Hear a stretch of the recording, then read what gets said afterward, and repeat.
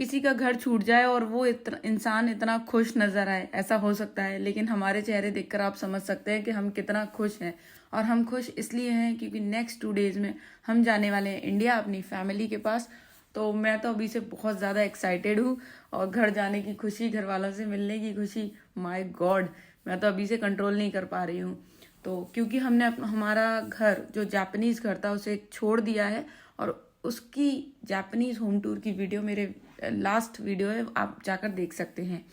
तो हम हैं इस वक्त हिरोशिमा यूनिवर्सिटी के कैंपस में, और देखिए कैंपस बहुत ही सुंदर था, full of greenery, no pollution. मतलब तो मैं कैंपस की क्या बात करूं, पूरा जापान ही बहुत ज़्यादा सुंदर है। तो क्योंकि हम लोग सुबह से काफ़ी थक चुके थे, तो सोचा कि कुछ चाय नाश्ता हो जाए।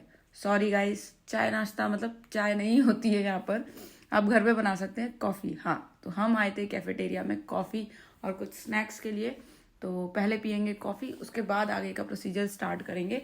उससे पहले सोचा कि आपको एक बार आसपास का नज़ारा दिखा दें, क्योंकि ये सारी चीज़ें हमारे रास्ते में पड़ रही थी। वैसे मैं अपने प्रीवियस वीडियो में सारा कैंपस दिखा चुकी हूँ, और उसके बाद यहाँ पर जो कॉमन एरिया है, मैं वहाँ पर बैठ के अपने इंस्टाग्राम की रील्स बना रही थी। तो आप सब में से जिस किसी ने भी मेरी रील्स नहीं देखी हैं या जिनको मेरा इंस्टाग्राम नहीं पता है, तो उनके लिए मैं बता दूं, मेरा इंस्टाग्राम हैंडल है कविता लेटेस्ट। आप जाकर रील्स देख सकते हैं। If you like it then like, comments, it's totally up to you. Follow करना ना करना आपकी मर्जी है, otherwise scroll it scroll it scroll it. तो देखिए यहाँ पर मुझे भी याद नहीं अभी तो मैं क्या बना रही थी, पर मुझे जहाँ तक याद है कुछ जापान की ही कुछ अच्छी क्वालिटीज़ जैसे मैं गिनवा रही थी। सबसे अच्छी चीज़ मुझे यहाँ की लगी, या यहाँ से मैंने जो भी सीखा है कि आप किसी के साथ कितना काइंडनेस, कितना कोऑपरेशन, कितना सपोर्ट आप किसी के साथ कर सकते हैं, वो चीज़ यहाँ इन जापानीज पीपल से मैंने बहुत अच्छे से सीखी है। Highly sophisticated and highly supportive लोग होते हैं भाई ये, और मतलब लेबोरियस तो कह ही नहीं सकते इनको कितना ज़्यादा होते हैं। तो ये कुछ चीज़ें हैं जो हम इनसे अडेप्ट कर सकते हैं। जहाँ से भी जो भी नई चीज़ सीखने को मिले ना, सीख लेनी चाहिए। तो मैं तो कोशिश करूँगी अगर इनका 10-20% भी अडेप्ट कर पाऊँ तो वो बहुत बहुत ज़्यादा ही अच्छा होगा। फिर ऐसे करते करते पता नहीं मैं यहाँ पर और कितनी सारी बातें बोल रही हूँ, ये सब आपको मेरे इंस्टाग्राम पर जाके पता चलेगा।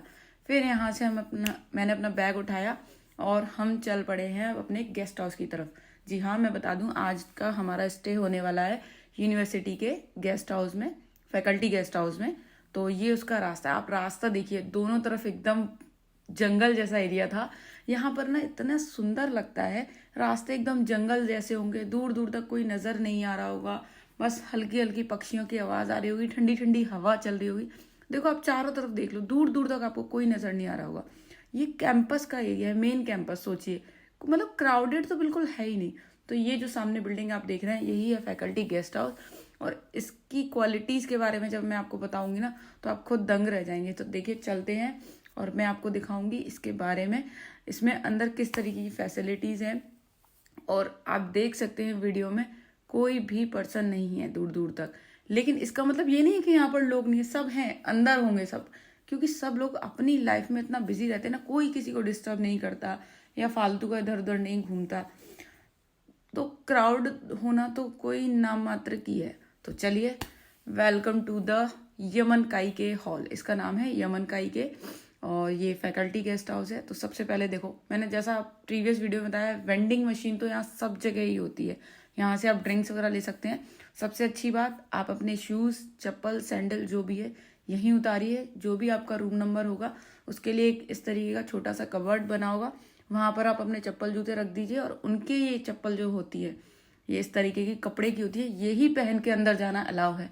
मतलब मैंने कहा ना, साफ सफाई का तो इतना ज़्यादा ध्यान रखा जाता है कि आपको अपने शूज़ भी बाहर ही उतारने होंगे, सिर्फ यही उनकी साफ़ सुथरी जो चप्पल है इनको ही लेकर आप अंदर जा सकते हैं। और उसके बाद देखिए एंट्रेंस पर ही ये बास्केट में टूथब्रश, बॉडी शो, ये सब जो भी आपकी जो ज़रूरत की चीज़ें हैं आपको यहीं मिल जाएंगी। शैम्पू, कंडीशनर, जो भी सब चाहिए अपने आप उठाइए, लेकर जाइए। उसके बाद यहाँ पर कोई रिसेप्शन नहीं होता, सिर्फ आपके रूम की होगी, आप अपने आप उठाइए, वहाँ से कोड डालते हैं, उससे वो बॉक्स ओपन हो जाता है, वहाँ से आपको आपके रूम की मिल जाएगी और आप सीधा अपने रूम में चले जाइए। तो कोई स्टाफ होता ही नहीं है। अब क्योंकि हम 2 लोग थे इस पूरी बिल्डिंग में, एक खासियत ये है कि यहाँ पर सारे सिंगल रूम है, डबल रूम कोई होता ही नहीं है, तो हम दोनों का अलग अलग रूम था।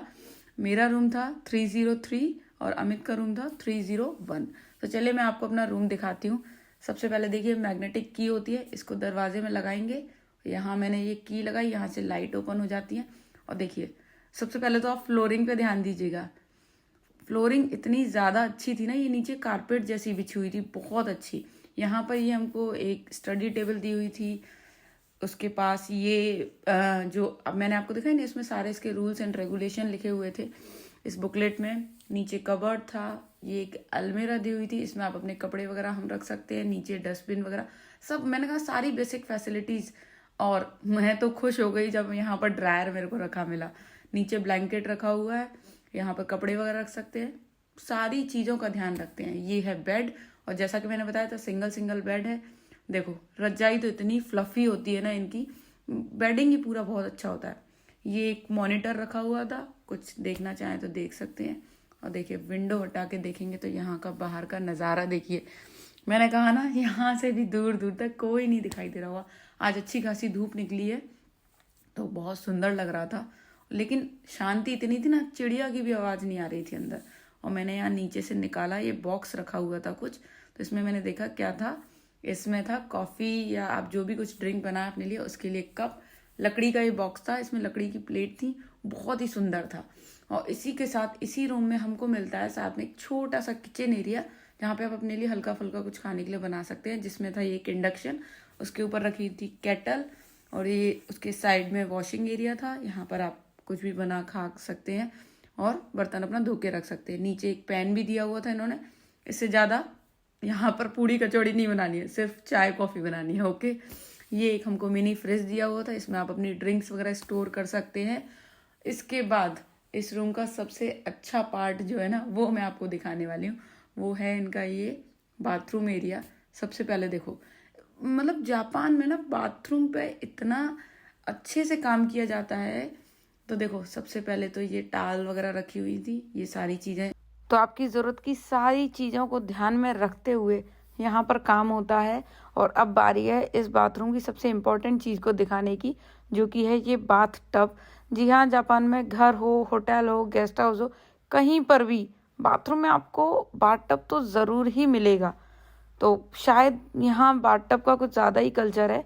और अब थोड़ा सा रेस्ट करने के बाद फिर हम लोगों को भूख लगाई थी, इसलिए हम जा रहे हैं कुछ खाने के लिए बाहर। और देखो बाहर निकलते ही ना हमें ये रास्ते में ये सारा सामान बीच में एक बिल्डिंग के बाहर पड़ा हुआ मिला।